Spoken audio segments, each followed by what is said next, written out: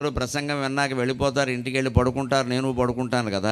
ఆ పడుకున్నప్పుడు కాస్త ఆలోచించండి. ప్రసంగం వినేసి వెళ్ళిపోవడం ఇదేదో పుణ్యం అనుకోవడం కాకుండా అప్పుడు కాస్త ఆలోచించండి. గాఢ నిద్ర పడుతుంది మీకు, కాసేపటి కళలు వస్తాయి. కళలు కూడా అయ్యాక గాఢ నిద్ర పడుతుంది. ఆ గాఢ నిద్రలో కూడా నేను అని ఉన్నామా లేదా? ఎవరన్నా ఉన్నాం ఖచ్చితంగా. నేను అనేవాడు ఉన్నాడు. లేకపోతే పొద్దున లేచాక కళ కూడా లేదండి, గాఢ నిద్ర పట్టిందని ఎవరు అంటున్నారు? అంచేత ఉన్నాడు. అది ఆత్మ, అది నిజమైన ఆత్మ. అది ఎప్పుడూ శాంతంగానే ఉంటుంది. గాఢ నిద్రలో మనం ఎలా ఉన్నామో అలా ఉండడమే ఆత్మ. అది శాంతిగానే ఉంటుంది. దాని శాంతిని భంగపరుస్తున్నది ఏది అంటే మనస్సు. ఇప్పుడు మనమంతా జాగ్రత్త అవస్థలో ఉన్నాం, మెలకుగా ఉన్న అవస్థలో ఉన్నాం. ఇన్ని వేల మంది కూర్చుని వింటున్నారు ఇక్కడ జిల్లా పరిషత్ హై స్కూలు ఆవరణలో. అందరూ జాగ్రత్త అవస్థలో మెలకుగా ఉండే వింటున్నారని అనుకుంటున్నాను. ఎవరైనా ఎక్కడ కూడా నిద్రపోతూ ఉంటే నమస్కారం. వారిని మించిన యోగీశ్వరుడు ఎవరూ లేరు, చూస్తే పుణ్యం.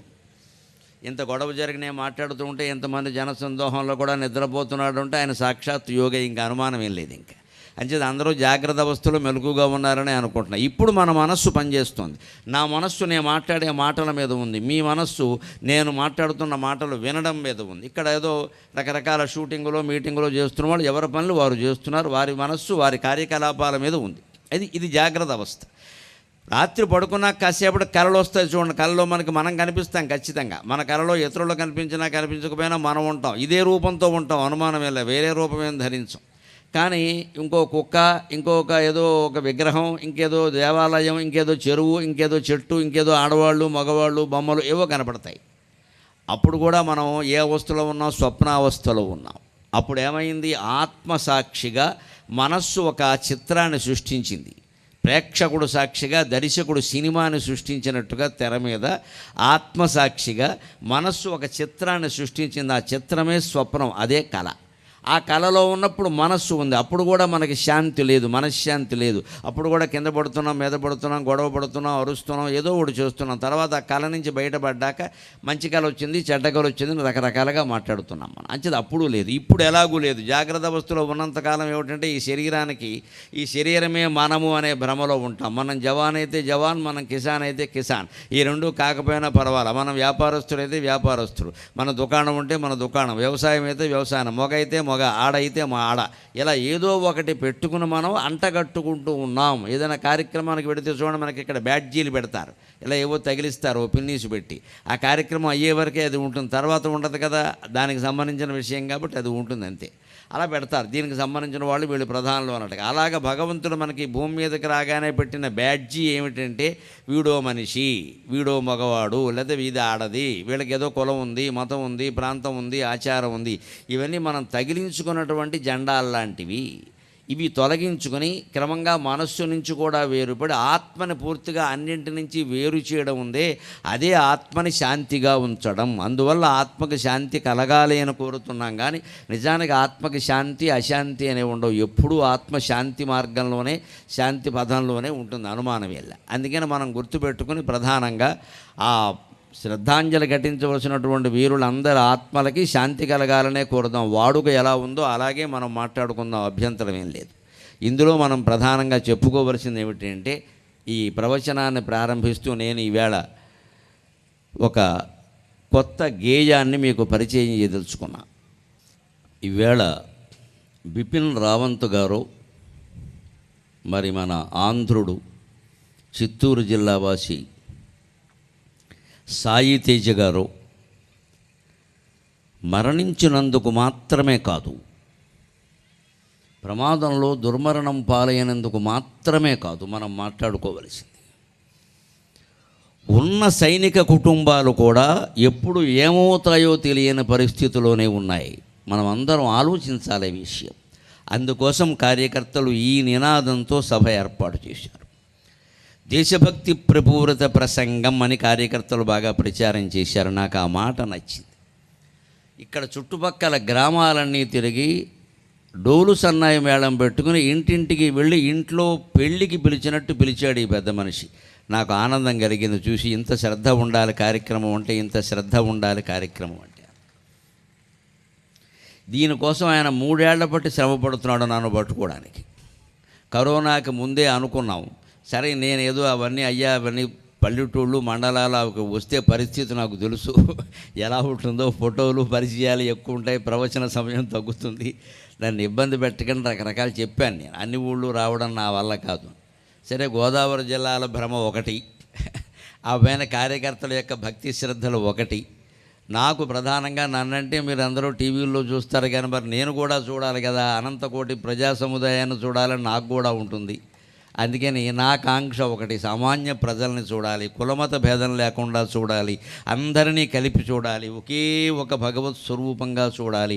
అనేక బాహూదర వక్త్రనేత్రం పశ్యామి త్వాం సర్వతో అనంతరూపం నా అంతం న మధ్యం న పునస్తవాదిం పశ్యామి విశ్వేశ్వర విశ్వరూప అని భగవద్గీత 11వ అధ్యాయంలో భగవంతుడు ఏ విశ్వరూపాన్ని చూపించాడో ఆ విశ్వరూపాన్ని ఇవాళ గోకవరం గ్రామంలో నేను కళ్ళారా చూస్తున్నాను.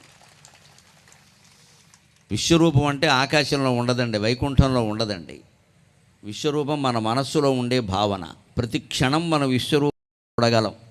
అదేదో ధృతరాష్ట్రుడు చూశాడు, అర్జునుడు చూశాడు, మనం ఎవరో చూడలేదన్నది. మనం చూడగలం, ఈ క్షణమే చూడగలం. ఇక్కడ నేను చూస్తున్నది విశ్వరూపమే. ఏం చెప్పాడు విశ్వరూపాన్ని గురించి భగవద్గీతలో? అనేక బాహు ఉదర వక్త్ర నేత్రం. అనేక బాహువులతో కనపడుతున్నావు, అనేక రకాల ఉదరాలు ఉన్నాయి, అనేక రకాల వక్త్ర ముఖాలు ఉన్నాయి, అనేక రకాల నేత్రాలు ఉన్నాయి. ఇక్కడ ఉన్నాయా లేదా? ఎన్ని పొట్టలు, ఎన్ని ఎన్ని నేత్రాలు, ఎన్ని ముఖాలు, ఎన్ని బాహువులు, ఎన్ని పాదాలు. ఇదే ఇదండి విశ్వరూపం. అనేక బాహూదర వక్త్ర నేత్రం పశ్యామి త్వాం సర్వతో అనంత రూపం. ఇలా చూస్తూ ఉంటే నా కళ్ళకి జనప్రవాహం అదిగో ఆ చివరి వరకు కనపడుతోంది. ఏదైనా పెద్ద సంత జాతర జరిగినప్పుడు కూడా ఇంతమంది జనం వస్తారో అలా జనప్రవాహం కనపడుతూనే ఉంది కదా. ఇదే కదండి విశ్వరూపం అంటే. పశ్యామి త్వాం సర్వతో అనంత రూపం నా అంతం నా మధ్యం నా పునస్తవాది. ఏదైనా దానికి మధ్య ఉండాలి అంటే ఆది అంతం కూడా ఉండాలి. అంచేతను దీనికి ఆది లేదు, అంతం లేదు. ఎక్కడ మొదలవుతుంది, ఎక్కడ అంతం అవుతుందంటే ఎవరూ చెప్పలేరు. ఇదే విశ్వరూపం. అంచేత విశ్వరూపాన్ని మనం చూడడం అంటే అర్థం ఏంటంటే సమాజమంతా ఒకే మనిషి, కనీసం గోకవరం ఊరంతా ఒకే మనిషి అని భావించడమే విశ్వరూప దర్శనం. ఈ దర్శనం వల్ల కలిగే ప్రయోజనం ఏమిటి? దేనికైనా ప్రయోజనం ఉంటే కానీ మనకి మనస్సుకు నచ్చదు కదా. ఏమిటి ప్రయోజనం? ఇంత విశాలంగా గోకవరం గ్రామం అంతా ఒకే మనిషి అంటే ఉపయోగం ఏమిటంటే మన మనస్సులో ఉండే రాగద్వేషాలు నశిస్తాయి. అత్తగారు పరమాత్మ స్వరూపమైన కోడలు అనుకోగలిగితే కోడలు వెంటనే నమస్కారం చేస్తుంది అత్తగారికి. కోడలు కూడా పరమాత్మ స్వరూపమైన అత్తగారు అనుకోగలిగితే అమ్మ రామ్మ అని దగ్గరికి తీసుకుంటుంది. అప్పుడు ఇళ్ళన్నీ ప్రశాంతి నిలయాలే అవుతాయి కదండి. ఏమన్నా అనుమానం ఉందా? అత్తా కోడళ్ళ తగలదారే అసెంబ్లీలో కూడా జరుగుతున్నాయి. అవి వేరు ఇవి వేరు కాదు. వాళ్ళందరినీ మనమే ఇక్కడ బాగా పెంచి పోషించి అక్కడికి పంపించాం. అరవండరా అబ్బాయిని వాళ్ళు అరుస్తున్నారు అక్కడ. ఇక్కడ లేని అరుపులు అక్కడ ఎందుకు వస్తాయండి? వాళ్ళ ఇళ్లలో ఏ తగాదాలు చూశారో, ఏ గొడవలు పడ్డారో, ఒక చిన్న ఆధిపత్యం కోసం కొట్లాట ఎలా జరిగిందో అసెంబ్లీలోనూ అలాగే జరుగుతుంది. ఎప్పుడూ అలాగే జరిగింది, ఇప్పుడు అలాగే జరుగుతుంది. ఇక ముందు అంతే మనం మేల్కొనకపోతే. అంచేది అసెంబ్లీ రోగానికి వైద్యం ఎక్కడ జరగాలి అంటే అందరి ఇళ్లల్లో జరగాలి, ఇళ్లల్లో మార్పు రావాలి. ఓ చిన్న ప్రసాదం పంచిపెట్టడానికో, ఇంటికి వచ్చిన వాడికి ముష్టి వేయడానికో అత్తాకోడళ్ళు ఇద్దరూ దెబ్బలాడుకున్నారు అంటే ఈ ఆధిపత్య పోరాటం ఎటువంటిదో, ముఖ్యమంత్రి పదవి కోసమో మంత్రి పదవి కోసమో ఇద్దరు నాయకులు దెబ్బలాడుకుంటున్నారంటే ఆ ఆధిపత్య పోరాటం కూడా అటువంటిది. తేడా ఏం లేదు ఇక్కడ. దానివల్ల ఆనందము ఒకటే, అది పోతే కలిగే దుఃఖము ఒకటే. ఇందులో అనుమానం ఏం లేదండి, ఇందులో సందేహించాల్సిందేం లేదు. ముందు ఇక్కడ మందు వెయ్యాలి మనం. మన మనస్సులో ఎందుకు ఇంకోడిని మించిపోవాలనే కాంక్ష కలుగుతోంది అసలు. ఆ మించిపోవడమే కాంక్ష అయితే ఈవేళ కాశ్మీర్ సరిహద్దుల్లో ఉండి మంచు కొండల్లో మంచినీళ్ళు తాగాలంటే మంచుగడ్డలు అరగంట కరిగిస్తే తప్ప చుక్క నీరు దొరకదు. ఆ చుక్క నీరు కోత్తో గొంతు తడుపుకుని ఎక్కడ పాకిస్తాన్ వాడు మన కంచె దాటి వచ్చేస్తాడో అని మోకాళ్ళ మీద కూర్చుని తుపాకీ పట్టుకున్న సైనికుడు ఏ ఆధిపత్యం కోసం పోరాడుతున్నాడు? ఆలోచించండి. మనం చచ్చిపోతున్నామే. ఇక్కడ చిన్న గ్రామ సర్పంచ్ పదవి కోసం హత్యలు కూడా చేసేందుకు సిద్ధపడిపోతున్నామే. అస్తమానం మీ కులమేనా, మా కులం ఉండదా? అస్తమానం నీ కుటుంబమేనా, నా కుటుంబం ఉండదా? ఎన్నాళ్ళు నీ కూడా తిరిగానే, నాకు పదవి రాదా అని రకరకాలుగా ప్రలోభపడిపోతున్నామే, రకరకాలుగా భయపడిపోతున్నామే. ఆ సైనికుడు కూడా ఒక్కసారి అస్తమానం నేను ఇలా మంచులో చచ్చిపోవలసిందేనా? నా పెళ్ళాంపేటలు ఎక్కడో చిత్తూరు జిల్లాలో ఉంటారా, తూర్పుగోదావరి జిల్లాలో ఉంటారా, మన గోదావరి జిల్లాలో ఒక గ్రామం అంతా సైనికులేనండి. గోదావరి జిల్లాలకు ఎంత యోగం ఉందో గమనించండి. పశ్చిమ గోదావరిలో ఒక ఊరుంది, మొత్తం అంతా సైనికులే, ఊళ్ళో అంతా సైనికులే. ప్రతి కుటుంబం నుంచి ఒక సైనికుడు ఉంటాడు ఖచ్చితంగా. ఒక గ్రామం అంతా సైనికులు అయిపోయారంటే ఆలోచించండి ఎంత త్యాగం చేస్తున్నారో. వాళ్ళు కూడా ఇలాగే మనకు ఆధిపత్య పోరాటాలకు లోనై ఇంతంత కోట్లు మింగేసేటువంటి నాయకులు, ప్రజలు, వ్యాపారస్తులు ఉన్న చోట నేనెందుకు దేశం కోసం త్యాగం చేయాలి, నాకేమిటి పని, నా ప్రాణం పోగొట్టుకోవాలి, ఎందుకు పోగొట్టుకోవాలి అని బిపిన్ రావంత్కి రక్షణగా ఉన్న సాయి తేజ కానీ, సర్వసైన్యాధ్యక్షుడైన బిపిన్ రావంత్ గారు కానీ ఆలోచించి ఉంటే మనకి రక్షణ ఉంటుందా? ఎంత నిస్వార్థ త్యాగమూర్తులు వాళ్ళందరూ మనం ఆలోచించాలి ఆ విషయం. సైనికుల త్యాగం సామాన్యమైంది కాదు. పత్రికల్లో మీరు చదివి ఉంటారు, నేను స్వయంగా చూడలేదు కానీ దినపత్రికలు ఆదివారం పుస్తకాల్లోనూ వాటిలోనూ చదివి ఇంతంత మహానుభావుల గురించి అసలు ఏ తల్లి అయినా తన పిల్లలకి చెబుతోందా, ఒరే సైనికులు చేస్తున్న త్యాగం ఇదిరా అని? చెప్పడం లేదమ్మా, నన్ను మన్నించండి. మహిళలు మారితే ప్రపంచం అంతా మారుతుంది. మహిళల ముందు దేశభక్తిని పిల్లలకి నూరు పోస్తే దేశం చాలా బాగుంటుంది. ఈ సభకి వచ్చిన మహిళలందరినీ నా మాతృస్వరూపంగా భావించి నమస్కారం పెట్టి కోరుతున్నా, పిల్లలకి సైనికుల గురించి చెప్పండి, పిల్లలకి రైతుల ప్రాధాన్యం గురించి చెప్పండి. మట్టి పిసుక్కునేవాడికి నా కూతురుని ఏమైనా వంకర మాటలు మాట్లాడకండి అమ్మా. మట్టి పిసుక్కున్నవాడికి ఇవ్వకుండా ఇంకోటికి ఇస్తే పీక పిసికేస్తాడమ్మా, జాగ్రత్త. మట్టి పిసకడమే నయం. పీక పిసికేవాడికంటే మట్టి పిసికేవాడు చాలా మంచివాడు. అమెరికాకి, ఆస్ట్రేలియాకి పంపిస్తున్నాం అమ్మాయిలను సంబంధాలు ఇచ్చి. వాడు విమానం దిగితే చాలు, ఏమిటో ఒక విమానంలోంచి అదో లగేజీ కూడా దిగుతుంది, వీడు కూడా దిగాడు, పెద్ద విషయం కాదు ఇక్కడ. అంతే, మా అల్లుడు విమానం ఎక్కాడు, మా అమ్ముడు విమానం ఎక్కాడు, వాడు అమ్మాయిని పాడెక్కించేస్తాడమ్మా. ఎక్కడెక్కడో ఎంత దూరం అయితే అంత గొప్ప, ఎంత డబ్బు ఉంటే అంత గొప్ప, ఎంత పదవి ఉంటే అంత గొప్ప అని ఆలోచిస్తున్నాం. కానీ మన ఊళ్ళోనే మనకు హాయిగా బంధువర్గంలోనే 10 ఎకరాల పొలం ఉన్న కుర్రాడు ఉన్నాడు కదా, మంచి చాకులో ఉన్నాడు, గుణపల్లా ఉన్నాడు, పుట్టే పిల్లలు కూడా గుణపల్లాగే ఉంటారని వాడికి ఇవ్వాలి మా పిల్లని తీసుకెళ్ళి. ఎందుకంటే వాడు శుభ్రంగా మినపరొట్టు తింటాడు, తేనె వేసుకొని తింటాడు, జొన్న రొట్టు కూడా తింటాడు, సంగటి అందులో నంచుకుంటాడు, రాగి సంగటి, శుభ్రంగా బలంగా ఉంటాడు. బలంగా ఉండేవాడికి పిల్లనిస్తావా, బలంగా తోసేసేవాడికి పిల్లనిస్తావా, అమ్మేసేవాడికి? శరీర బలం చూడాలి, ఆత్మబలం చూడాలి, మనోబలం చూడాలి, అప్పుడు పిల్లనివ్వాలి. డబ్బును కాదు చూడాల్సింది. ఇవాళ అదేమీ లేదండి, సాఫ్ట్వేరేనా, ప్యాకేజీ ఎంత, ప్యాకేజీయే, దాని కింద చాలా లీకేజీ ఉంటుంది. ఎన్ని లక్షల ప్యాకేజీ ఉంటే అంత గొప్ప.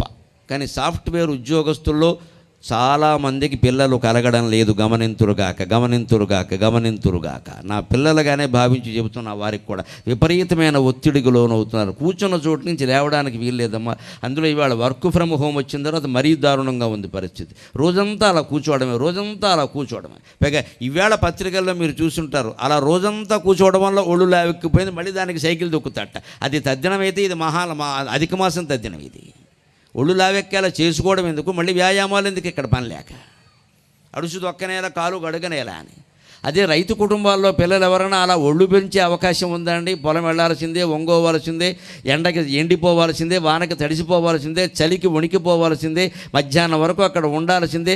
పెళ్ళాం తెచ్చినటువంటి కూడు ఇద్దరూ కలిసి కూర్చుని హాయిగా 2 ముద్దలు ఆనందంగా రైతు బిడ్డ సినిమాలో ఎన్టీ రామారావు గారు చూపించాడే అటువంటి దృశ్యాలన్నీ అద్భుతంగా ఆస్వాదిస్తూ తినవలసిందే. అలా ఇంటికి వచ్చి ఆనందంగా గడవలసిందే. ఎందుకంటే గోకవరం గ్రామంలో 10 ఎకరాల పొలం కంటే సాఫ్ట్వేర్ ఉద్యోగస్తుడు గొప్పవాడు ఎలా అవుతాడండి?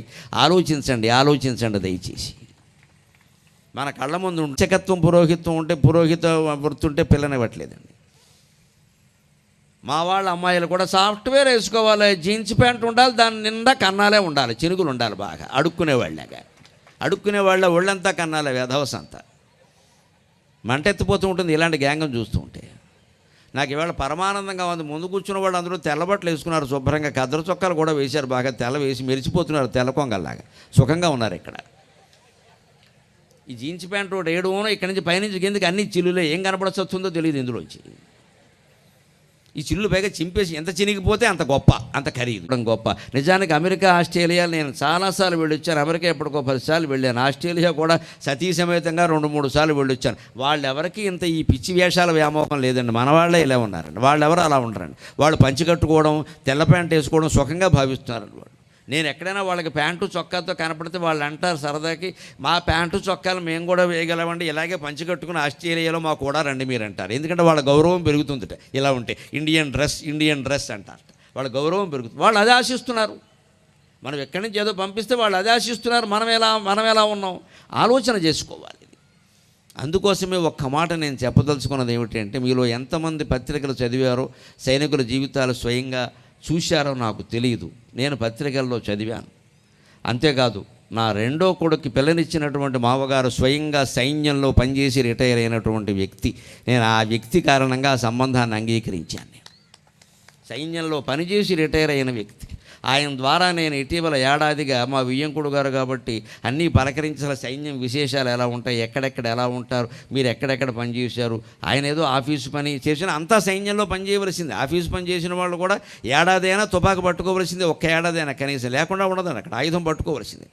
అలా అన్నీ తెలుసుకున్నాక నాకు చాలా ఆశ్చర్యమైంది. అసలు వాళ్ళ త్యాగం సామాన్యమైన త్యాగం కాదండి. యాగము వీర సైనికుల త్యాగము, యాగము వీర సైనికుల త్యాగములకు అంకితమైన ప్రియానురాగపున్ భోగము, మంచు కొండలకు అంకితమైన ప్రియానురాగపున్ భోగము, జాతి గువ్వకయి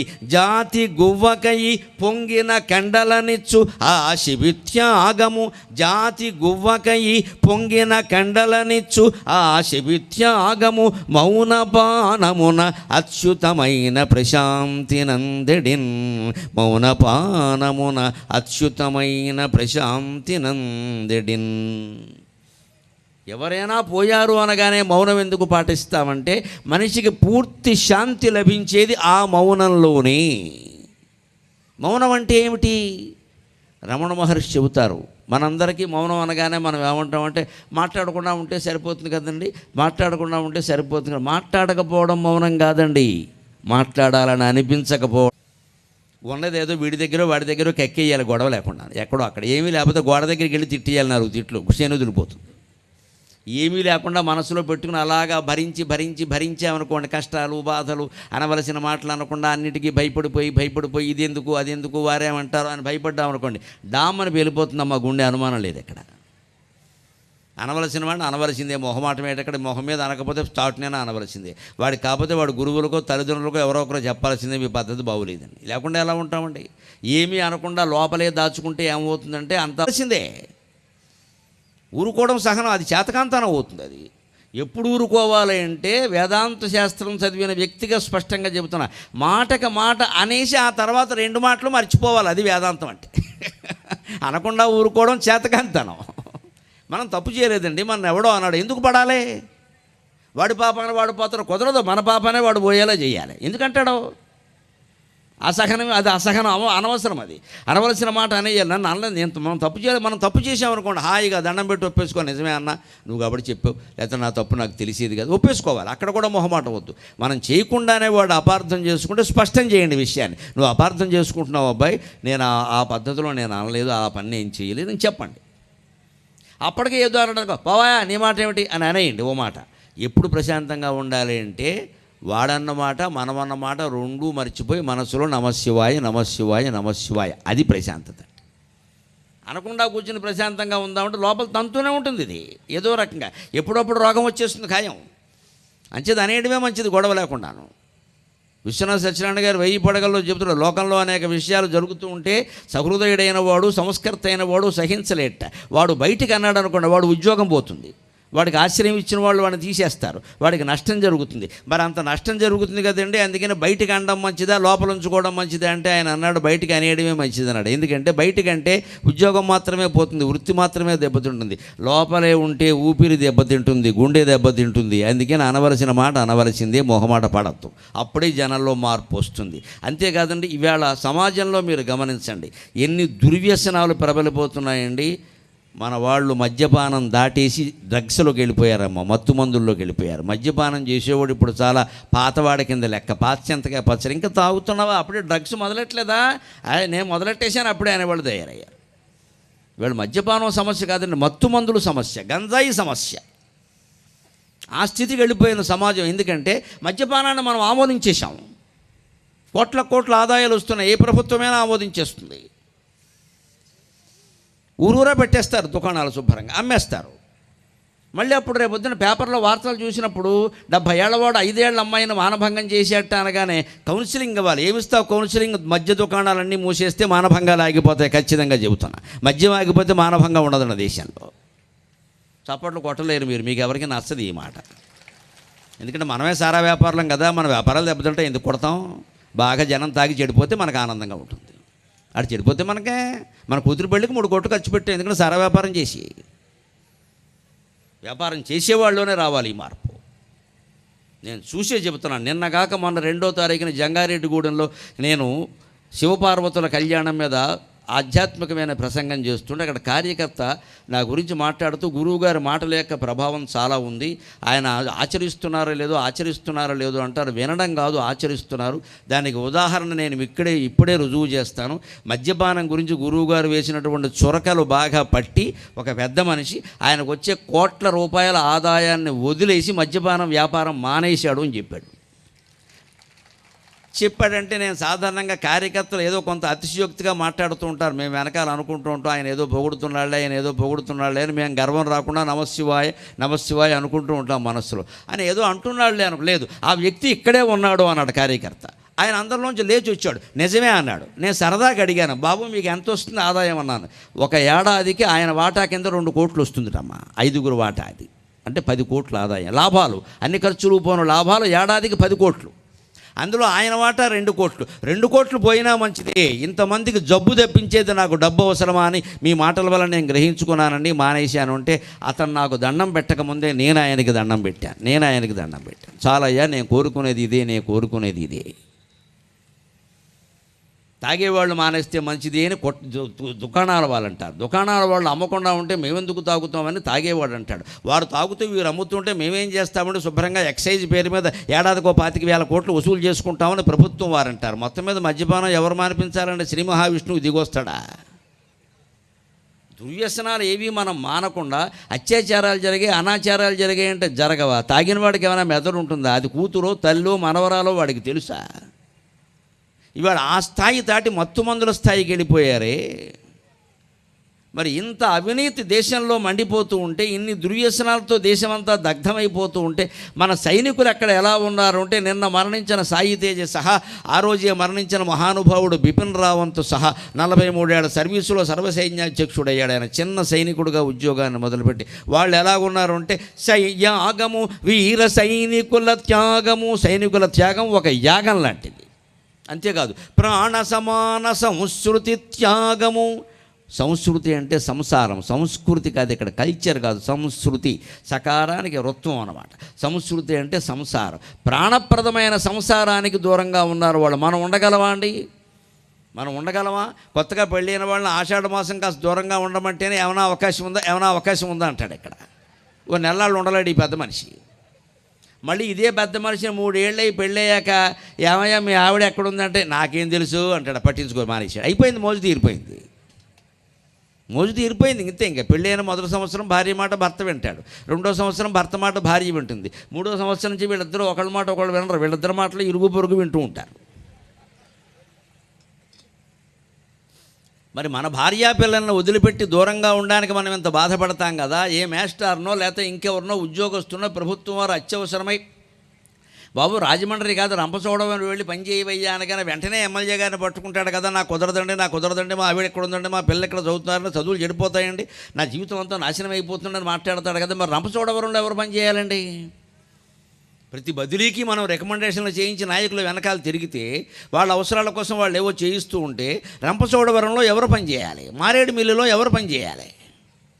అక్కడ పిల్లలకి ఎవరు చదువు చెప్పాలి? అక్కడ పిల్లలకి ఎవరు వైద్యం చేయాలి? మన పిల్లలంతా డాక్టర్లు, ఇంజనీర్లు అమెరికాలో, ఆస్ట్రేలియాలో ఉంటే రంపచోడవరంలో ఇవాళకి కూడా ఒక చూలెంతరాలు పురుడు పోసుకోవాలంటే 4 మంచం సవారీ పట్టి తీసుకెళ్లాల్సిన పరిస్థితి ఉంది మన మారుమూల గిరిజన ప్రాంతాల్లో. వారికి ఎవరు వైద్యం చేయాలండి? ఆలోచించండి. వైద్య వృత్తిలో ఉన్న పిల్లలు కలిగిన తల్లిదండ్రులందరికీ నమస్కారం పెట్టి కోరుతున్నా, మీ పిల్లలు ఏ దేశంలో చదివినా మంచిదే, వైద్యం మాత్రం ఇక్కడే చేయాలి అని కోరండి. ఇక్కడ నేను చదివించింది దండగని చెప్పండి. చప్పట్లు కొట్టారు, సంతోషం. మంచిని మెచ్చుకునే జనం ఇంకా ఉన్నారు. ఆ మార్పు రానంత వరకు దేశం బాగుపడదండి. అంతవరకు గరిగిపాటి కంఠం అరుస్తూనే ఉంటుందమ్మా, అరిగిపోయేలా అరుస్తూనే ఉంటుంది. ఎవరు మారారు ఎవరు లేదు నాకు అనవసరం, భగవంతుడు నాకు వాక్శక్తి ఇచ్చాడు, నేను అరుస్తూనే ఉంటాను. మార్పు వస్తుంది. ఈ దేశంలో మార్పు ఎప్పుడు ముందు నెమ్మదిగా వస్తుంది. 10 మంది మారడానికి 10 ఏళ్ళు పడుతుంది. కానీ ఆ 10 సంఖ్య 1000 కావడానికి 10 రోజులు చాలండి. మన దేశం విశేషమేది. ఆ 1000 లక్ష కావడానికి, 1,00,000 కోటి కావడానికి 6 నెలలు చాలండి. అవుతారండి ఖచ్చితంగా. ఆ మార్పు మనసులో నాటుకోవాలి, బాగా నాటుకోవాలి. నిజమే కదా, నేను చేస్తున్న తప్పే కదా. ఇక్కడ పుట్టామా, ఇక్కడ పెరిగామా. మన పిల్లలు లండన్లో వైద్యం నేర్చుకుంటారు, నేర్చుకోనియండి అమ్మా. ఇక్కడ మెడికల్ కాలేజీలన్నీ పనికిరావనే అనుకుందాం, నేర్చుకోనియండి. ఎక్కడ వైద్యం చేయాలి? లండన్లో చేస్తాడా, లేదా హైదరాబాద్లో చేస్తాడా, రంపచోడవరంలో చేయడా, కనీసం గోకవరంలో చేయడా, రాజమండ్రిలో చేయడా? మన పిల్లలకి మనం చెప్పొద్దా? నేను చదివించింది ఎందుకురా, పని లేక ఇక్కడ ఊళ్ళో అందరూ జనం వైద్యం లేక చచ్చిపోతూ ఉంటే అక్కడ వెళ్ళి చేస్తావు అని అనొద్దా? మన పిల్లల మటుకు హాయిగా మనం అక్కడ పెట్టేసేసి ఇక్కడ మాత్రం ప్రజలకు ఏమిటంటే సామాన్య ప్రజలు, పేద ప్రజలు కాబట్టి మీకు ఒక ఆర్ఎంపీని ఇస్తాం, నీ ఇంట్లోనే ఆర్ఎంపీని పెట్టుకో, ఎంబీబీఎస్ని మాకు ఇచ్చేయి. ఈ స్వార్థం ఆలోచన మాననంత వరకు ఎన్ని సభలు మనం పెట్టుకున్నా, కార్యకర్తలు ఎంత శ్రమపడినా, మేమెంత శ్రమపడి వాగినా జరిగేదేం లేదమ్మా. నేను చెబుతున్నా మొహమాటం వల్ల. నా కుటుంబంలో నా 2 పిల్లల్ని మీరు విదేశాలు వెళ్ళడానికి వీళ్ళే, చదువు ఇక్కడే, ఉద్యోగం ఇక్కడే, చదివాను ఇక్కడే చేసుకుంటున్నారమ్మా. వాళ్ళు ఏమీ లక్షలు సంపాదించట్లేదమ్మా, చాలా సామాన్యమైన ఉద్యోగాలు చేస్తున్నారు మా 2 పిల్లలు కూడా. 2కి పెళ్ళిళ్ళు చేసాం, కోడళ్ళు వచ్చారు, మనవరాలు కూడా పుట్టింది. సంతోషంగా ఉన్నాం. నేను విదేశాలు పెడతాను, అది ఎందుకు ప్రసంగాలు వాళ్ళు పిలుస్తున్నారు కాబట్టి అంతే, వచ్చేస్తాను వెంటనే. నేను నెలాళ్ళ నుంచి అక్కడ ఉంటాను, నాకేం పని, నా దేశమే నాకు ముఖ్యం. అది కూడా ఇప్పుడు రేపు జూలైలో అమెరికా రమ్మని పిలుస్తున్నారు, వాళ్ళతో కూడా నేను చెప్పాను, ఇక్కడ ఏమీ కార్యక్రమాలకు ఇబ్బంది లేకపోతేనే వస్తా, లేకపోతే నా దేశమే నాకు ముఖ్యం, నా గోదావరి జిల్లాలే నాకు ముఖ్యం, నా ఆంధ్రదేశమే నాకు ముఖ్యం, నా తెలుగు వాళ్ళే నాకు ముఖ్యం. వీళ్ళ తర్వాతే మీరు ఎవరైనా, నాకు ఖాళీ ఉంటే వస్తాను, లేదా లేదు. ఈ మార్పు నేను చేసే మీకు చెబుతున్నా, దయచేసి ఆలోచించండి. ఎక్కువగా ఎంతసేపు ఈ డబ్బు సంపాదించడం మీదే దృష్టి పెట్టకండి. ఎందుకంటే మన దేశాన్ని రక్షిస్తున్నటువంటి సైనికుల త్యాగం ఎలాంటిది, సంసారాలు వదిలేశారు. ప్రాణ సమాన సంస్కృతి త్యాగం, ప్రాణంతో సమానమైన సంసారాలు వదిలేశారు. అంతేకాదు, మంచు కొండలకు అంకితమైన ప్రియానురాగపుంభోగము. వాళ్ళ భార్యలతో, వాళ్ళ భర్తలతో వాళ్ళు ఆనందంగా గడపలేరు. ఇవాళ ఆడవాళ్ళు కూడా సైన్యంలో చేరుతున్నారండి, మహిళలు కూడా చాలా ఉన్నత స్థానాల్లో ఉన్నారు. మరి వాళ్ళు కూడా కుటుంబాలకు దూరంగా ఉన్నట్టే కదా. ఆ భర్త ఎక్కడో ఉంటాడు, ఈ భార్య ఎక్కడో ఉంది, ఏదో ఈ భార్య ఎక్కడో పల్లెటూళ్ళలో ఉంది, ఈ భర్త ఎక్కడో సైన్యంలో ఉన్నాడు, ఇవన్నీ ఉన్నట్టే కదా. వాళ్ళకి ప్రేమ కలిగింది, భార్యకి ఏదో చెప్పాలి అనుకున్నాడు, ఎక్కడ చెబుతారండి? ఫోన్ మాట్లాడడానికి కూడా అవకాశం ఉండదమ్మా సైనికులకి. సైన్యంలో కాస్త ఉన్నతాధికారులు అయితే వాళ్ళ ఫోన్లు వాళ్ళ దగ్గర ఉండవు, నాకు తెలిసిన సమాచారం. అంత నిర్బంధంలో ఉంటారని నాకు తెలియదు. కింద సెక్రటరీల దగ్గర ఉంటాయి, కొంతమంది నిఘా ఉంటారు, వాళ్ళ దగ్గర ఉంటాయి. ఎందుకంటే వీళ్ళు ఏం మాట్లాడుతున్నారో వాళ్ళు గమనిస్తారు. పోలీస్ శాఖలో కానీ, సైన్యంలో కానీ ముఖ్యమైన అధికారులు స్వతంత్రంగా ఫోన్ మాట్లాడడానికి కూడా అవకాశం ఉండదమ్మా. నిఘా ఉంటుంది, ఎప్పటికప్పుడు నిఘా ఉంటుంది. మధ్యలో బతుకుతున్నారు వాళ్ళు. భార్యతో కూడా ప్రేమగా 4 మాటలు మాట్లాడడానికి లేదండి అక్కడ. ఆ మంచు కొండల్లో బడి ఏడుస్తూ ఆ మంచు మొక్కలను దగ్గర పెట్టుకుని దాన్నే భార్య అనుకుని, దాన్నే కూతురు అనుకుని, దాన్నే కొడుకు అనుకుని, దాన్నే ముద్దు పెట్టుకుని ఆనందించాల్సిందే. మనకి మళ్ళీ పిల్లలను దగ్గర తీసుకుని ఫోటోలు దిగే అవకాశాలు వాళ్ళకి లేవండి. అంతమంది పైన వాళ్ళు ఏమైనా తక్కువ, వాళ్ళ సంఖ్య ఏమైనా తక్కువ? 5గురా 10 మందా? వేల మంది లక్షల్లో ఉన్నారండి మన సైనికులు. అన్ని లక్షల మంది సైనికులు లేకపోతే ఇవాళ పాకిస్తాన్ వాళ్ళ సమస్య కాదండి, చైనా వాడు సిద్ధంగా ఉన్నాడు దేశాన్ని మింగేయడానికి. అటువంటి వాడిని గెలవాలంటే ఎంతమంది సైనికులు ఉండాలి? ఒక్కొక్క కుటుంబంలోనూ ప్రతి తల్లి, ప్రతి తండ్రి సైనికుల యొక్క గొప్పదనాన్ని పిల్లలకి నూరిపోసి, అమ్మా నేను సైనికుడినవుతా అని అనిపించగలిగితే నా ప్రవచనం సార్థకమైనట్టే. వాళ్ళు అలా అనాలి అంటే మనం చెప్పాలి. నువ్వు డాక్టర్ అవరా, నువ్వు ఇంజనీర్ అవరా, నువ్వు ఫారిన్లో ఉండరా, నువ్వు బాగా సంపాదించుకోరా, నువ్వు నెంబర్ 1 అవరా, ఈ దరిద్రపు మాటలు కాదమ్మా. దేశానికి ఉపద్ర కూడా ఏమందో తెలుసా? యతో ధర్మస్తతో జయక. మనది ధర్మమే కాబట్టి తప్పకుండా జయిస్తావు నాన్న, వెళ్ళమంది. వచ్చాడమ్మా, పొద్దున్న బయలుదేరి వెళ్ళాడు. 9 గంటలకు యుద్ధానికి అభిమన్యుడు. సాయంత్రానికి కొత్త పెళ్ళి కొడుకు శవం వచ్చిందమ్మా ఇంటికి. ఆ తల్లి భరించలేదా? ఆ భార్య భరించలేదా? దేశం కోసం, ధర్మం కోసం యుద్ధం చేయడానికే మిమ్మల్ని కన్నాను అన్నటువంటి కుంతీదేవి, సుభద్రాదేవి మనకి ఆదర్శం కావాలి ఈ రోజున. వాళ్ళు పడుతున్నారో ఆలోచించండి. మన పిల్లలు గొప్ప వైద్యులైతే అక్కడ పనిచేయమని చెప్పాలి. అసౌకర్యాలు ఉంటాయి, తట్టుకోవాలి. ఎందుకని ఇవాళ నేను తట్టుకున్న అసౌకర్యం చెబుతున్నా మొహమాటం లేకుండా. నాకు మనస్సులో నిజంగా ఇంతమంది జనం ఇలా కలవడం, ఈ విగ్రహావిష్కరణలు, ఈ దండలు ఇవన్నీ నాకు కుదిరేవి కాదండి. ప్రస్తుతం కరోనా పరిస్థితి కూడా. కానీ నేను వారు చెప్పగానే నేను ఎందుకు అంగీకరించాను, ప్రవచనంతో పాటుగా పోతన గారి విగ్రహం ఉందండి అన్నారు. సరే అన్న. బాబా గారు చాలా, సాయిబాబా గారు తెలివైన వారు, ముందు 2 చెబుతారు, తర్వాత 4, 6 చేస్తారు. అది కూడా నేను భరించే, ఎందుకంటే ఆయన తాపత్రయం పడ్డాడు పెద్ద మనిషి దానికోసం. తర్వాత ఫోన్ చేసి, ఏమండి అంబేద్కర్ సంఘం వాళ్ళు ఉన్నారు, అంబేద్కర్ సంఘమే ఉంటాయా, భారతదేశం అంతా అంబేద్కర్ సంఘమే కదా అన్నాను. అంబేద్కర్కో సంఘం ఏమిటి ప్రత్యేకంగా, భారతదేశం అంతా అంబేద్కర్దే కదా, నేను ఆయన సంఘంలో వాడినేనయ్యా, ఏమిటి చెప్పమన్నా. వాళ్ళు దండేమనుకో, దండ ఏమిటయ్యా, నేను పాదాభివందనం చేస్తా, భారత రాజ్యాంగ నిర్మాత, నాకు పట్టిన అదృష్టం ఇవాళ ఆయనకి దండ వేసే యోగం పట్టింది నాకు. నేను అందుకని అక్కడ ఇందాక అంబేద్కర్ విగ్రహానికి దండ వేసి మొహమాటం లేకుండా చెప్పా, నేను ప్రవచనాలు మొదలుపెట్టిన రోజులో నా తల్లి పాదాలకి నమస్కారం చేసినప్పుడు ఇటువంటి దివ్యానుభూతిని పొందాను, అంబేద్కర్ విగ్రహానికి దండ వేసినప్పుడు నేను అటువంటి అనుభూతినే పొందాను. జాతి, కుల, మత, లింగ భేదాలు లేకుండా, ఎటువంటి వివక్ష లేకుండా, విదేశీయుల సైతం ఆశ్చర్యపోయే రాజ్యాంగాన్ని రచించినటువంటి మహానుభావుడు ఆయన విగ్రహానికి దండ వేయడం మన అదృష్టం అండి.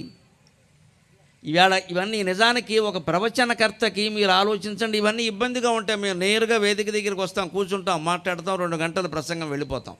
కానీ ఇవన్నీ నాకు ఇవాళ మొదట్లో ఇదేమిటి ఇలా అని అనిపించినా కూడా, ఇంతమంది జనాన్ని దర్శించగలనా, అంబేద్కర్ విగ్రహానికి దండ వెయ్యగలనా, అన్నమాచార్య విగ్రహం ఏకంగా ఆకాశం అంత ఎత్తు పెట్టారు ఏకంగా, అటువంటి ఆయన్ని చూసి అక్కడ ఏదో నేను ఆవిష్కరించాన్ని పేరు రాశారు. అన్నమాచార్యని ఆవిష్కరించడానికి నేనేవ్వండి, ఆయన ముందు నేనెంతండి, హనుమంతుడి ముందు కుప్పిగింతల్లాగా. ఈ అదృష్టాలు మళ్ళీ పడతాయా, ఈ ప్రజల కోసం, ఈ అభిమానం కోసం ఈ పని మనం చెయ్యాల్సింది అని అసౌకర్యాలున్నా నేను హాయిగా ఆనందంగా భరించాను, అలా ఆస్వాదించాను. నేను ఆస్వాదించాను. 4 గంటలకు పావు తక్కువ 4కు బయలుదేరాం రాజమండ్రిలో. నేను మూట కట్టుకున్న ఒక అనుభూతి ఉందే ఈ విగ్రహ ఆవిష్కరణ ద్వారా, ఈ పనులు చేయడం ద్వారా, ఈ అనుభూతిని నేను ఎప్పటికీ మర్చిపోలేను. ఇంతమంది జనం నన్ను ఆదరిస్తున్నారు, నా కోసం చూస్తున్నారు, నేను వస్తే చాలని భావిస్తున్నారు. అందులో మహిళలు వాళ్ళ బిడ్డగా భావించి నన్ను ఆశీర్వదించారు. అందరూ మాతృమూర్తులు, వారికి నమస్కారం ప్రత్యేకంగా. వాళ్ళ అబ్బాయిని చూసినట్టే చూశారు, వాళ్ళ సోదరులను చూసినట్టే చూశారు. ఇంతమందిని నేను చూడగలనా అండి, నన్నంటే మీరు టీవీలో చూస్తారు కానీ నేను ఎలా చూడాలి, ఆ అదృష్టం నాకు పట్టింది. అంతే, జీవితంలో ఏదైనా అంతే, అలాగే భావించాలి. లేకపోతే అక్కడ సైనికులు చేసిన త్యాగాలన్నీ వృధా అయిపోతాయి. మంచు ముక్కలకు అంకితమైన ప్రియానురాగ పున్భోగము. అంతేకాదు, సైనికుల త్యాగం సామాన్యమైంది కాదండి. జాతి గువ్వకయ్యి పొంగిన కండలనిచ్చున శిబిత్యాగము. వెనక శిబి చక్రవర్తి అని ఒక ఆయన ఉండేవాడు, ఆయన త్యాగం చాలా గొప్ప మాట. గుడి పావురాలకై తొడకోసి ఇచ్చిన భూమి సులేలిన పుణ్యభూమి కొన్నాను నేను. మొత్తం ఆదివారం దుకాణాలన్నీ మటన్ మటన్ మటన్ ఎక్కడ చూసినా మొత్తం వేలాడమే. ఇన్ని జంతువులను చంపేసి అడ్డగోలుగా తినేస్తూ ఉన్నాం కదా, ఏ జంతువు ప్రాణరక్షణకైనా మనం ప్రయత్నం చేశామా?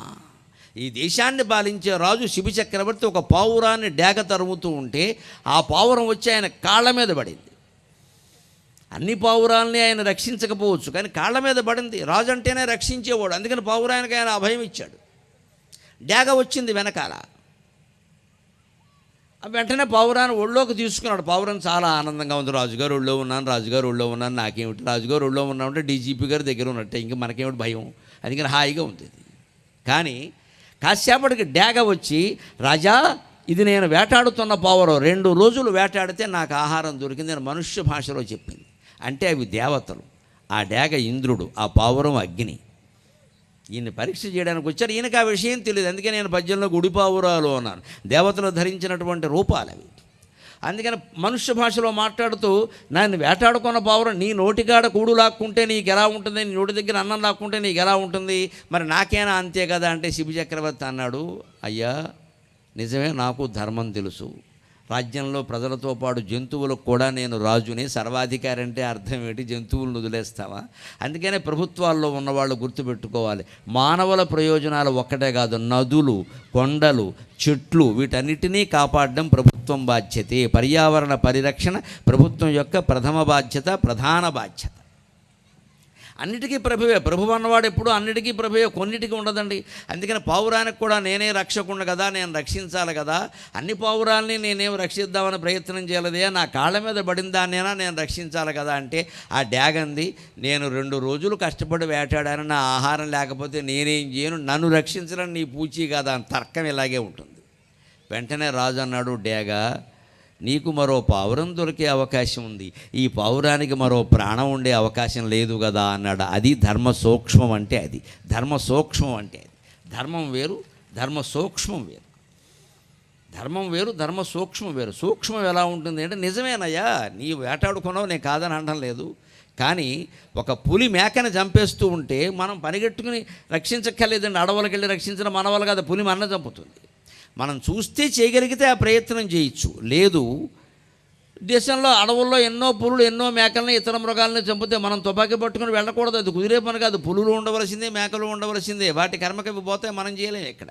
కానీ ఒక పాము కప్పను మింగేస్తుంటే కప్ప అరుపు మనకి వినపడింది అనుకోండి, ధర్మశాస్త్రం ఏం చెప్పిందంటే ఓ రాయేమంది. ఎందుకని? పావుకు మరో కప్ప దొరుకుతుంది, కప్పకు మరో ప్రాణం లేదుగా, నీకు వినపడింది కాబట్టి, నువ్వు మనిషివి కాబట్టి నువ్వు ఒక్క రాయి అంతవరకే. అంతేగాని పొద్దున్నే బడి మానేసి సంచి నిండా రాళ్ళు వేసుకుని ఎక్కడ కప్పలు ఉన్నాయో వాటిని కాపాడదామని బయలుదేరకూడదు. ఓవర్ యాక్షన్ అంటారు దాన్ని. హింసకి అహింసకి తేడా అదే. వైదిక ధర్మం అంటే ఇలాగే ఉంటుంది లెక్క. ఎప్పుడు ధర్మ సూక్ష్మాలు ఉంటాయి. బలవంతంగా అందరూ హింస పాటించరాదు, హింస చెయ్యరాదు అని చెప్పదండి. అందరూ అహింసాపరులే ఉండాలని వైదిక ధర్మం చెప్పదు, సాధ్యం కాదు, అది అసాధ్యమైన విషయం. అది అహింసే ప్రధానంగా పుట్టిన కొన్ని మతాలు వెళ్ళిపోయాయి, ఎక్కడ ఏం కనపట్లేదు. ఎందుకంటే ప్రాక్టికల్లీ ఇంపాసిబుల్, వాస్తవంగా అసాధ్యం. హింస చేయకుండా మనిషికి సాధ్యం కాదు. నేను మాట్లాడుతుంటే ఇక్కడ ఎన్నో దోమలు వస్తాయి. మామూలుగా మీరు అనుకుంటూ ఉంటారు మేము ఆ రకంగా మాంసాహారం లోపల పంపిస్తున్నాం, మేము ఇక్కడ దోమలు వెళ్ళట్లేదు ఏంటి అని అవన్నీ ఆపుతా. అలాగని మాట్లాడడం మానేస్తామా? దారి మీద నడుస్తూ ఉంటే చెప్పు కింద కొన్ని జీవులు చచ్చిపోతాయి, నడవడం మానేస్తామా? ఇంత అతి వద్దని చెప్పారు. మనం పని కట్టుకుని చంపొద్దు, అంతే తేడా.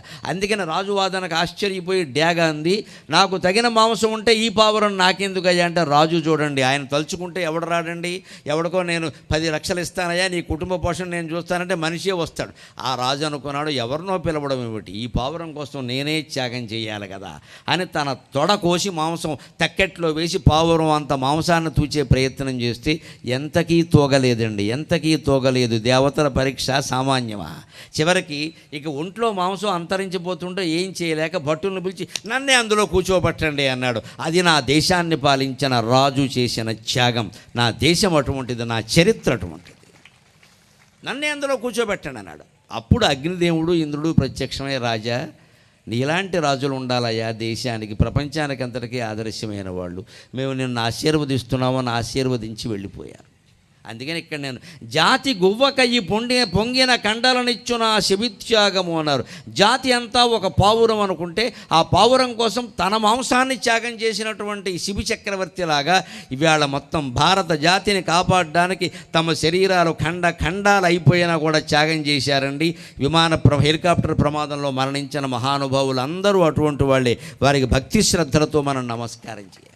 ఎందుకంటే ఆ మహానుభావుడు ఎందుకు ఎడుతున్నాడు, వెల్లింగ్టన్ కాలేజీలో ఆయన చదువుకున్నాడు. అది డిఫెన్స్ స్టాఫ్ కాలేజీ. అక్కడ కొత్త సైనికులు ఉంటారు, వారిని ఉద్దేశించి ప్రసంగం చెయ్యాలి. మాకు మళ్ళీ ప్రవచనం చెప్పడం కాదు, ఇది ఉత్తేజితులు అయ్యేలా మాట్లాడాలి. సైనిక వృత్తిలో ఇన్ని ప్రయోజనాలు ఉంటాయి కదా, ప్రయోజనాల కంటే ఎక్కువగా త్యాగం గురించి చెప్పాలి. అది ఆయన చేసి చెప్పాలి. ఆ ప్రసంగం చేయడానికి ఆయన వెడుతూ ప్రమాదం పాలయ్యాడు. ఆయన ఏమైనా ఊహించాడా? అలా ఊహిస్తే భార్యతో పెడతారా అండి ఎవరైనా? పాపం ఏదో సరదాగా ఆవిడ కూడా వస్తాను అంటే అర్ధాంగి కదా అని రమ్మన్నారు. 18 మంది కెపాసిటీ ఉండే చోట 14 మంది ఎక్కారు. వారు నియమాలు కూడా ఏమీ ఖాతరు చేయకుండా చేయలేదు, అశ్రద్ధ కూడా చేయలేదు. అంతేకాదు సైనిక హెలికాప్టర్ దానికి అన్ని రకాల పరీక్షలు చేశారు, అన్నీ బాగున్నాయి.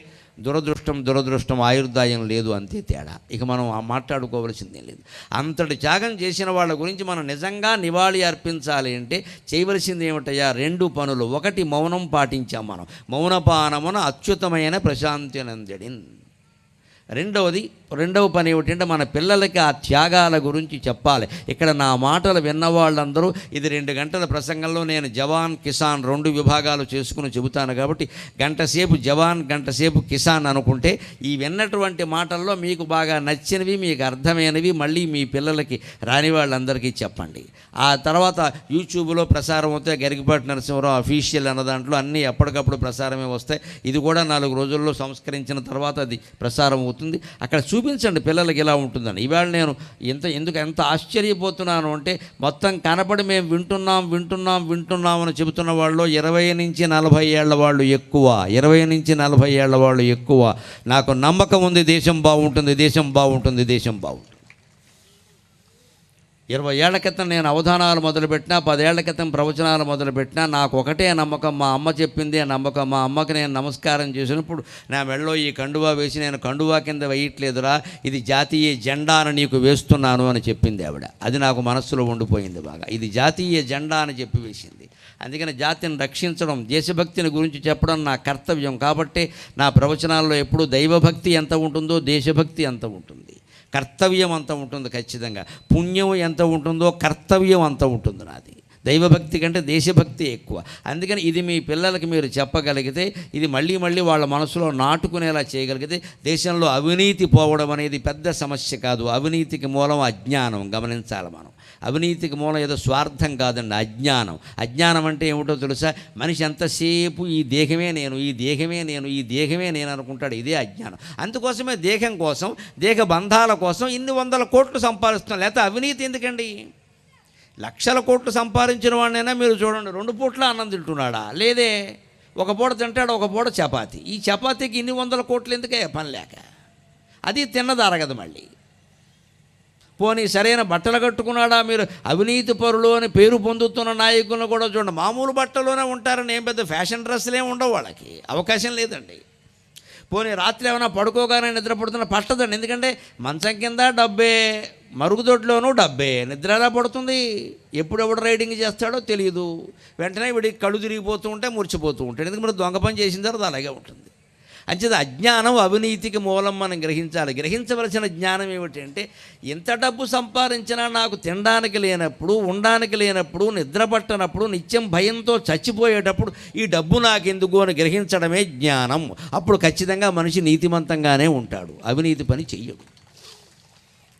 కోట్లు మింగేయాలి, మనకి కాంట్రాక్ట్ చేపట్టి రోడ్డు మీద సిమెంట్ వేయకుండా మట్టి వేసేస్తే మనకి బాగా కలిసి వస్తుంది కదా. పైగా మళ్ళీ 6 నెలల్లో రోడ్డు చెడిపోతే ఆ కాంట్రాక్ట్ మనకే ఇస్తారు కదా, ఇంకోసారి వేసేయచ్చు కదా అని ఆలోచన వచ్చినప్పుడు ఏం చేయాలంటే, ఈ కంకర్రాళ్ళు వేయకుండా, మనం సరైన సిమెంట్ వేయకుండా ఇసుకేసేసి మట్టి వేసేసి చేసిన పాపం ఉంది. ఈ వేయకుండా దాచిపెట్టిన రాళ్ళన్నీ మన గాల్ బ్లాడర్లోకి ఎడతాయి. ఇప్పుడు అంతమందికి గాల్ బ్లాడర్లో రాళ్ళు సమస్య. గాల్ బ్లాడర్ ఆపరేషన్ అంటాడు, అక్కడి నుంచి క్యాన్సర్ వచ్చిందంటాడు, దానికి ఆపరేషన్ అంటాడు. వీళ్ళు సంపాదించిన ₹1,00,00,000 క్యాన్సర్కి సరిపోయాయి మొత్తం. ఇక్కడ పెళ్ళాం బిడ్డలు ఏడవడం సరిపోయింది. అప్పుడు ఏమంటాడు? మంచం పడుకుని ఎంత సంపాదించాం కానీ తినడానికి లేదా, ఆసుపత్రులకు పోసేసాం. మరి తెలియదా? మరి రోడ్డు అడ్డగోలుగా వేస్తే అలాగే ఉంటుంది. ఇక్కడ కాంట్రాక్ట్ ఒప్పుకున్నప్పుడు చెయ్యాలి కదా. 90% సిమెంట్ ఉండాలి కానీ 10% సిమెంట్ ఉండి 90% ఇసుకేస్తానంటే అలాగా ఎందుకు వేస్తాం మనం? డబ్బు కోసమే కదండి. డబ్బు ఎందుకండి? ఆలోచించండి. డబ్బు ఎందుకు? ఏం చేసుకుంటాం? మనకి మన పిల్లల కోసం. ఎవరికైనా ఈవేళ 10 మంది పిల్లలు ఉన్నారా? ఇక్కడున్న పెద్దవాళ్ళు, నా వయసు వాళ్ళు, 60 ఏళ్ళు దాటిన వాళ్ళు ఎవరిని పలకరించినా మీరు, మేము అన్నదమ్ములం 5 అండి, అప్పచెల్లెళ్ళు 6 అండి, ఇలా మాట్లాడతారు. మా కాలంలో ఉండేవారు. ఇవాళ ఎవరికీ లేరండి. మేమిద్దరం, మాకిద్దరం అంతే. మూడోవాడు ఉంటే ఆక్షేపణే. 2 పిల్లలు మించి లేరా? లక్షల కోట్లు సరిపోవడం లేదా? ఇది అజ్ఞానం కాకపోతే ఏమంటారండి దీన్ని? ఈ దేహం కోసం, ఈ దేహంతో బంధం ఉన్న భార్య, భర్త, పిల్లలు, ఈ 4 సభ్యుల కోసం ఇంత దేశాన్ని మోసం చేయాలా? అంత సైనికులు కష్టపడి రక్షించిన దేశాన్ని, ఇంత రైతులు చెమటోడ్చి పండించి పోషిస్తున్న దేశాన్ని మనం మోసం చేయాలా? ఆలోచింతురుగాక మీరలు. ఈ అజ్ఞానం వదిలిపోతే అవినీతి ఖచ్చితంగా. అందుకోసమే ఆధ్యాత్మికత. లేకపోతే ఊరికే మాట్లాడే ప్రయోజనం ఏమిటి? అంచేత ముందు దాని గురించి చెప్పాలి. రెండోది, మౌనం వల్ల ఏం ప్రయోజనం కలుగుతుంది అంటే, మౌనం అంటే ఇందాకే చెప్పుకున్నాం, మాట్లాడకపోవడం కాదు, మాట్లాడాలని అనిపించకపోవడం. మీరు ఇంట్లో అభ్యాసం చేయండి. ఇది చాలా ముఖ్యమైన మాట. ఇంట్లో అభ్యాసం చేయండి. పొద్దున్న 1 అరగంట, సాయంత్రం 1 అరగంట మీ ఇంట్లోనే కూర్చోండి. మళ్ళీ దానికి దేవస్థానం, దేవాలయం, నదీ తీరం అని వెళ్ళకండి. ఏం అవసరం లేదు అవన్నీ. మీ ఇంట్లోనే కూర్చోండి. మీకు వీలైన చోట కూర్చోండి. పొద్దున స్నానం చేసి కూర్చోండి, పాచిమోహంతో కూర్చోకండి. అలా ఉంటే ఇది పని చేయదు. స్నానం చేసి కూర్చోండి, ఉతికిన బట్టలు కట్టుకోండి. పట్టుబట్టలు అవసరం ఏం లేదు, దానికి ప్రక్రియ ఎక్కువ చేయొద్దు. పట్టుబట్టలు, ఆకులు, పువ్వులు, పీటలు, పసుపు, కుంకుమ ఇవన్నీ వేసరికి 10 అవుతుంది. పూజ తేవాలి ఇక్కడ. మొత్తం వ్యవస్థ అంతా ఇక్కడే దెబ్బతింటుంది. ఈ మొత్తం ప్రక్రియలన్నీ జరుగుతారు అక్కడ. 6 చెంబులు 16 గ్లాసులు పెడతాడు. వీడి మనస్సు అక్కడ చావదు. వీడి మనస్సు ఎక్కడుందంటే ఎవరు వచ్చారు, చౌదరి గారు వచ్చారా, రెడ్డి గారు వచ్చారా, వారు వచ్చారా, ఎమ్మెల్యే గారు, వారందరూ వస్తారు. సత్యనారాయణ స్వామి రాడు. వీళ్ళు ఎంతమంది వస్తే మనకేం ఉపయోగం ఇక్కడ? ఆర్భాటం, అంగు, క్యాటరింగు, వాళ్ళని పిలిచామా, వీళ్ళని పిలిచామా, దీనికోసం కాదమ్మా. అందుకే నేను ఈ పూజలు వ్యవస్థల్లో ఆర్భాటాలు వద్దని స్పష్టంగా చెబుతా. మీ ఇంట్లో మీకు వీలైన చోట పొద్దున్న ఒక అరగంట, సాయంత్రం ఒక అరగంట ఓ మూలకి వెళ్ళిపోయి కూర్చోండి. వీలైతే గడియ చెడ తీసేసేయండి, ఎవడు రాకుండా. భర్త భార్య కూడా రావద్దు, మనం ఒక్కడమే ఉండాలి. పూర్తిగా మనస్సుని ఏకాగ్రం చేసి నమశివాయ నమశివాయ నమశివాయ. మీకు విష్ణుమూర్తి ఇష్టదైవమైతే నమో నారాయణాయ నమో నారాయణాయ నమో నారాయణాయ. మీకు అమ్మవారి ఇష్టదైవమైతే శ్రీమాత్రే నమః శ్రీమాత్రే నమః శ్రీమాత్రే నమః. ఏదో మీ ఇష్టదైవం యొక్క నామం మీదకి మనస్సు మళ్ళించి నెమ్మదిగా జపం చేయడం ప్రారంభించండి. ఒక్క 5 నిమిషాలు చేశాక మీరు దాని మీదే దృష్టి పెడితే ఏం జరుగుతుందో తెలుసా? ఆ నమశివాయ నామం మనస్సులో మోగుతూ ఉంటుంది. మనస్సు మౌనం అయిపోతుంది, ధ్వన్యాత్మకం అయిపోతుంది. మనస్సు ధ్వని మీదే ఉంటుంది. అది మనోమౌనం, అది మనోమౌనం. ఆ అభ్యాసం ఏళ్ల తరబడి చేశాక తర్వాత చేయవలసిన పని ఏమిటంటే ఆ నమశివాయ నామం కూడా లేకుండా, నారాయణాయ నామం కూడా లేకుండా పూర్తిగా మౌనం, మనస్సును మౌన దశలోకి తీసుకెళ్ళగలిగితే అది సాక్షాత్ భగవత్ సాక్షాత్కారం, అదే ఆత్మ సాక్షాత్కారం. అభ్యాసం ద్వారా ఇంత తేలిగ్గా మనం ఆత్మ సాక్షాత్కారాన్ని పొందవచ్చు.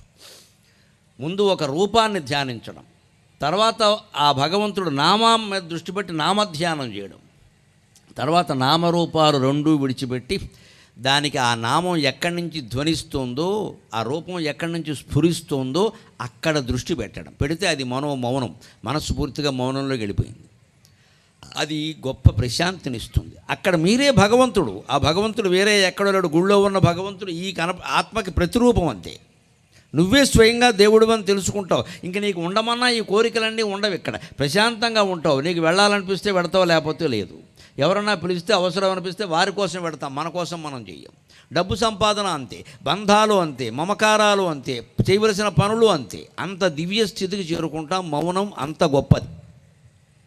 అటువంటి మౌనం మనం ఎవరైనా పోయినప్పుడు ఎందుకు పాటిస్తాము అంటే ఆ 2 నిమిషాలైనా ఏ ఆలోచన లేకుండా అంతగా ఆలోచన తప్పదనిపిస్తే భగవన్నామస్మరణ చేస్తూ ఉండగలిగితే ఆ 2 నిమిషాలే తర్వాత 2 గంటలుగాను 2 రోజులుగాను మారుతుంది అని పెద్దవాళ్ళ ఆశ. అభ్యాసం చేయండి అన్నారు. అందుకే అది మనం దృష్టిలో పెట్టుకుందాం. అందుకని ఆ సైనికుల త్యాగాన్ని గుర్తు చేసుకుంటూ ఇప్పుడు నేను మరొక్క మాట ప్రత్యేకంగా చెప్పాలి. సైనికులు అనగానే కేవలం దేశానికి రక్షణ కలిగించే సైనికులే అనుకోవద్దు. సైనికులకు మరొక రూపం మన పోలీసులు, మన రక్షక భటులు. వారిని సైనికులతో సమానంగా దివ్యంగా గౌరవించాలి. ఒక పోలీసు ఆజ్ఞాపించాడు అంటే శ్రీరామచంద్రుడు ఆజ్ఞాపించినట్టే. అదే శ్రీరామ రక్ష దేశానికి. ఇది కూడా చాలామందికి నచ్చదు. మనకి సదభిప్రాయం ఉండదు పోలీసుల మీద. కానీ పోలీసులను నేను చాలా గౌరవిస్తాను. వాళ్ళు ఎండ అనక వాన అనక, ముఖ్యంగా బీటు కానిస్టేబుల్ ఉంటాడు, ఆ జంక్షన్లో నిలబడి ఉంటాడు, దుమ్ము కొట్టుకుపోయి ఉంటుంది ముఖం. 8 గంటలు నిలబడిన తర్వాత మళ్ళీ డ్యూటీ ఎక్స్టెండెడ్ అంటే అయిపోయిందంటేనండి ఆయన పని. 16 గంటలు చేయాల్సిందేనండి. ఎంత కష్టపడుతున్నారండి పోలీసులు. ఏ సభకైనా రక్షణమునిత్తురు. అందుకే నాకు ఈ సభకు కూడా అన్ని ఏర్పాట్లు చేయడంలో సహకరించిన పోలీస్ సోదరుల మీద కూడా పద్యం చెప్పాలని నాకు అనిపిస్తుంది. ఏ సభకైనా రక్షణమునిత్తురు, ఏ సభకైనా రక్షణమునిత్తురు. దారి ప్రమాదమైనచో దూషిన బాణమట్లు పడి, దారి ప్రమాదమైనచో దూషిన బాణమట్లు పడి దోషము గనుగొని సేవ చేతురు. దారి ప్రమాదమైనచో దూషిన బాణమట్లు పడి దోషము గనుగొని సేవ చేతురు. ఆయాసము సైచి జాతికి సహాయమునర్తృ తుఫానులందు. ఆయాసము సైచి జాతికి సహాయమునర్తృ తుఫానులందు. పోలీసుల సేవలించద బళి నరజాతికి రామరక్షలన్. నరజాతికి రామరక్ష పోలీస్ డిపార్ట్మెంట్. పోలీసు ఆజ్ఞాపిస్తే తండ్రి ఆజ్ఞాపించినట్టుగా భావించాలి. ఇవాళ మన సంస్కారం ఎంత దిగజారిపోయింది అంటే, అక్కడ పోలీసు ఉంటే ఎడంవైపు పెడతాడు, పోలీసు కనుక లేకపోతే కుడివైపు పెడతాడు. ఎందుకు వెళ్ళామంటే పోలీసు లేడుగా అంటాడు. అంటే అడుగడుక్కి పోలీసులు ఉంటారా? అమ్మాయిల మీద అత్యాచారాలు జరుగుతాయి, వెంటనే మనం విమర్శ చేసేటప్పుడు పోలీసులు ఏం చేస్తున్నారు? ఏం చేస్తారు? నువ్వు తాగిసి చేస్తే నేను తాగమని వాడు చెప్పలేదే, తాగినవాడే మాట్లాడతాడు ఈ మాట. అంటే వీడు చేసే పని వీడు మాండవు, అది పట్టుకోవాలి. దొంగ తాను చేసే దొంగతనానికి సిగ్గుపడకుండా నన్ను పట్టుకోకపోవడం పోలీసు తప్పు అంటే ఈ భాషకు వ్యాఖ్యానం ఎవరు చేస్తారండి? నువ్వు ముందు నీ పనికి నువ్వు సిగ్గుపడాలా వద్దా? ఆయన పట్టుకోకపోవడం పక్కనట్టు. ఇన్ని వేల మంది ఇక్కడ కూర్చున్నారు, మీరు పోలీసులు వేల మంది ఉండరండి, 100 మంది కూడా ఉండరండి. ఈవేళ కూడా 10 మందో 15 మందో ఉండుంటారు. ఎలా కాపాడతారండి ఎవరైనా? ఇవాళకి ఏమైనా దివ్యశక్తులు ఏమైనా ఉన్నాయా? మనం క్రమశిక్షణగా ఉండాలి, మనం పద్ధతిగా ఉండాలి. ఏదైనా జరిగితే వాళ్ళు వస్తారు. మనం చేసే వంకర పనులన్నీ చేసేసి పోలీసులు లేరు సమయానికి ఎక్కడ ఎన్ని చోట్ల ఉంటారు? వరుణ శ్రీ మహావిష్ణువు దశావతారాల ఎక్కడ పడితే అక్కడ అవతరించడానికి. వాళ్ళ కష్ట సుఖాలను కూడా మనం అర్థం చేసుకోవాలి బాగా. పోలీసులు ఇవాళ పోలీస్ శాఖలో అందుకే వచ్చిన గొప్ప మార్పులు 2 రాష్ట్రాల్లో కూడా నేను చూస్తున్నాను. మిత్రమండలి కింద ఉండే ప్రయత్నం కూడా జరుగుతోంది. మనకు దాని గురించి 4 మాటలు చెప్పడం, ఇది మేము మీ మిత్రులమయ్యా, మేము శత్రువులేం కాదు, మిమ్మల్ని కాపాడడం కోసం మేము ఉన్నాం, మీ మీద పెత్తనం చేయడానికి కాదు. మనం కూడా అర్థం చేసుకోవాలి ఆ విషయం. మన ఒక వ్యక్తిగత స్వేచ్ఛ మొత్తం దేశ రక్షణ కంటే ఎక్కువ. మేము హైదరాబాద్లో చూస్తూ ఉంటామండి, డ్రంక్ అండ్ డ్రైవ్ ఎంత దరిద్రంగా తయారైందో తెలిసే పరిస్థితి. నిన్నగాక మొన్న జరిగిందండి, ఒకే రోజు 3 ప్రమాదాలు, ఒకే రోజు 2 గంటల్లో. ఏం చేస్తారమ్మా పోలీసులు? చివరికి ఆడవాళ్ళు కూడా మొదలెట్టారమ్మా, నమశివాయ నమశివాయ నమశివాయ. అందుకే నేను పల్లెటూళ్ళలో మహిళలను చూస్తే నమస్కారం పెడతా. మీకు దుర్వ్యసనాలు ఉండే అవకాశాలు చాలా తక్కువ. పట్టణాలకు రాక వచ్చి చెడిపోకండి అమ్మ. హైదరాబాద్ అసలే రాకండి, పని లేదు మీకు ఇక్కడ. పట్టణాల్లో పరిస్థితులు వేరుగా ఉన్నాయండి. మగాడు తాగితే మేము తాగకూడదా, మగాడు తిరిగితే మేము తిరగకూడదా? ఇదా స్వేచ్ఛ? ఇదా స్వేచ్ఛ? కనీసం ఇదివరకు సగం జాతి మీద అందరికీ నమ్మకం ఉండేది. మహిళలు చెడిపోరు, మహిళలు తాగరు, మహిళలు సిగరెట్లు కాల్చరు, ఇవన్నీ ఉండేవండి. ఇప్పుడు అవి ఏం లేకుండా పోయే. మొత్తం అంత సమానం. దేంట్లో? చెడిపోవడంలో, బాగుపడడంలో కాదు. చదువులు ఉద్యోగాలు సమానమైతే పర్వాలేదండి, తాగడంలో సమానమా? ఒక పోలీసు ఒక ప్రసిద్ధ కుటుంబానికి చెందినటువంటి అమ్మాయిని డ్రంక్ అండ్ డ్రైవ్లో పట్టుకుంటే మా నాన్న ఎవరో తెలుసా అందండి. మన్నాడు పేపర్లో వచ్చింది. నేను పేర్లు చెప్పడంలా కావాలని, ఎందుకంటే మంచి ఉంటే మైకులో చెప్పమన్నారు, చెడు ఉంటే చెవిలో చెప్పమన్నారు. కానీ చెప్పాలి విషయం. పోలీసు ప్రశ్నిస్తే ఏమిటమ్మా తాగి నడుపుతున్నావు అంటే, మా నాన్న ఎవరో తెలుసా? నువ్వెందుకు తాగావని అడుగుతా, మా నాన్న ఎవరు అంటావు? బుద్ధి ఉందా నీకు? అంటే రికమెండేషన్. మా నాన్న అంత పెద్దవాడు కాబట్టి నన్ను వదిలేయి. పైగా రోడ్డు మీద అమ్మాయి పెద్ద గొడవ, పోలీసులు కొట్టినంత పనిచేసింది. ఈ స్థితిలో మహిళలు పురుషులు అందరూ మొత్తం పోలీసుల మీద తిరగబడుతూ రకరకాలుగా మాట్లాడితే, ఒకవేళ వాళ్ళు ఏదైనా లాఠీతో దెబ్బ ఇగానే వెంటనే వాళ్ళకి ఫోన్, మా వాడిని వదిలేయి, మా వాడిని వదిలే. అందరిని వదిలేస్తామా? ఈ దేశాన్ని వదిలేయండి. అందుకే నేను మొహమాటం లేకుండా భగవత్పాదాల సాక్షిగా చెబుతున్నా, ఇప్పటికీ రాజకీయ నాయకులు కల్పించుకుని ఫోన్లు చేయకుండా ఉంటే IAS IPS అధికారులు చాలా చక్కగా పరిపాలన చేస్తారు, చాలా చక్కగా చేస్తారు. ఉండొచ్చండి 10% వాళ్ళలో కూడా పొరపాటు మనుషులు. మనలో లేరా అండి? మనలో లేరా? వాళ్ళేనా? ఎందులో లేరు? ఆకుకూరల వాడిని బుట్ట తీసి దులపవయ్యా అంటే అందులో 10% పనికిమాలిన కూర ఉంటుందమ్మా. 90% బాగుంటే చాలు కదా. ఒకరున్నారు ఇద్దరున్నారని మాట్లాడొద్దండి. మనం ఏం చేస్తున్నాం ఇక్కడ, అది ఆలోచిస్తే అర్థమవుతుంది. ఇక్కడ అసలు తాగడమే తప్పు అన్నప్పుడు తాగి నడిపామా, తాగడమే తప్పు అన్నప్పుడు తాగడంతో చేసిన ఏ పనైనా తప్పే. దాని గురించి ఎవరు అడగకూడదా? నీ మూతి దగ్గర ముక్కు దగ్గర ఏం పెట్టకూడదా? నువ్వు దానికి రికమెండేషన్ చెబుతావా? వాళ్ళ అబ్బాయిని వీళ్ళ మేనల్లుండి అంటాను. పొరపాటున ఏమైనా లాఠీ జడిపిస్తే వెంటనే పోలీసులు దుశ్చర్యలు, ప్రజలపై ప్రతాపం. దుశ్చర్య ఏమిటండి? ఇది లాఠీ వాళ్ళకి ఇచ్చింది ఎందుకండి? లాఠీకి దండం పెట్టుకుని అభిషేకం చేయడానికే, చెదగొట్టడానికే ఇచ్చారు. దాన్ని ఉపయోగించకపోతే లాఠీ ఎందుకంటే పని లేక. తుపాకీ వాడకపోతే సైనికుడి దగ్గర తుపాకీ ఎందుకంటే తల కింద పెట్టుకు పడుకోవడానికే. అలా పెట్టుకుంటే ప్రమాదవశాత్తు పేలుతుంది, ఆయన పోతాడు. కాల్చవలసిన వాడిని కాల్చడానికే తుపాకీ, కొట్టవలసిన వాడిని కొట్టడానికే లాఠీ. నా దృష్టిలో లాఠీ అంటే కనకదుర్గాదేవి చేతుల్లో ఆయుధం. దాన్ని గౌరవించండి. అమ్మవారి చేతుల్లో ఆయుధాలు ఎందుకు ఉన్నాయండి? దేవతల చేతుల్లో, దేవతల అహింసామూర్తులు కదా, ఆలోచించండి. రాముడి చేతుల్లో ధనుస్సు ఎందుకండి? అందుకే పోలీసు చేతుల్లో లాఠీ. రాముడి చేతిలో